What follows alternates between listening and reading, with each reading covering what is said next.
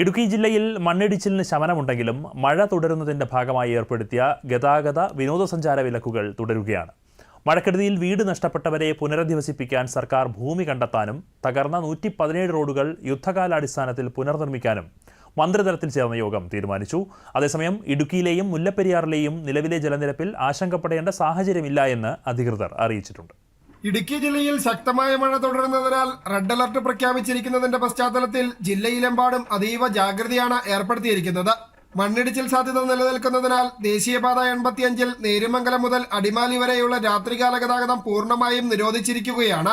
വിനോദസഞ്ചാര കേന്ദ്രങ്ങളിലേക്കുള്ള പ്രവേശന വിലക്കും തുടരുന്നു. കനത്ത മഴയിൽ ജില്ലയിലുടനീളം വ്യാപക നാശനഷ്ടങ്ങളാണ് രേഖപ്പെടുത്തിയത്. 14 വീടുകൾ പൂർണ്ണമായും 86 വീടുകൾ ഭാഗികമായും തകർന്നു. ആകെ 117 റോഡുകൾക്ക് കേടുപാടുകൾ സംഭവിച്ചു. പൊതുമരാമത്ത് വകുപ്പിനും തദ്ദേശ സ്വയംഭരണ വകുപ്പിനുമായി കോടികളുടെ നഷ്ടമാണ് കണക്കാക്കുന്നത്. കൂടാതെ വ്യാപക കൃഷിനാശവും വൈദ്യുതി ബന്ധത്തിലെ തകരാറുകളും ജനജീവിതത്തെ സാരമായി ബാധിച്ചിട്ടുണ്ട്.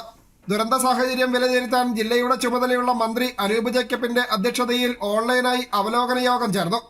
മഴക്കെടുതിയിൽ വീടും സ്ഥലവും വാസയോഗ്യമല്ലാതായ കുടുംബങ്ങൾക്ക് പുനരധിവാസത്തിനായി സർക്കാർ ഭൂമി കണ്ടെത്താൻ റവന്യൂ ഉദ്യോഗസ്ഥർക്ക് മന്ത്രി നിർദ്ദേശം നൽകി. സ്വന്തം വീടുകളിലേക്ക് മടങ്ങാൻ സാധിക്കാത്ത 23 കുടുംബങ്ങൾക്ക് താൽക്കാലികമായി വാടക വീടുകൾ ലഭ്യമാക്കാൻ പഞ്ചായത്തുകളെ ചുമതലപ്പെടുത്തിയിട്ടുണ്ട്.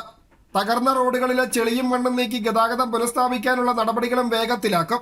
മൂന്നാറിലെ മണ്ണിടിച്ചിൽ ഭീഷണിയുള്ള പ്രദേശങ്ങളിൽ ദുരന്ത നിവാരണ വിഭാഗം, ജിയോളജിസ്റ്റ്, നാഷണൽ ഹൈവേ എഞ്ചിനീയർമാർ എന്നിവരടങ്ങുന്ന വിദഗ്ധ സംഘം സംയുക്ത പരിശോധന നടത്തും.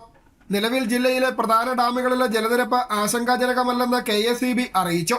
ഇടുക്കി ഡാമിൽ 2348 അടിയും മുല്ലപ്പെരിയാറിൽ 119.75 അടിയുമാണ് നിലവിലെ ജലനിരപ്പ്. മലങ്കര ഡാമിന്റെ ഷട്ടറുകൾ ഉയർത്തി വെള്ളം ഒഴുക്കിവിടുന്നതിനാൽ തൊടുപുഴ, മൂവാറ്റുപുഴ ആറുകളുടെ തീരത്തുള്ളവർക്ക് ജാഗ്രതാ നിർദ്ദേശം നൽകിയിട്ടുണ്ട്. അടിയന്തര സാഹചര്യങ്ങൾ നേരിടാൻ താലൂക്ക് തലത്തിൽ കൺട്രോൾ റൂമുകൾ സജ്ജമാണ്. ദൂരദർശൻ ന്യൂസ്, ഇടുക്കി.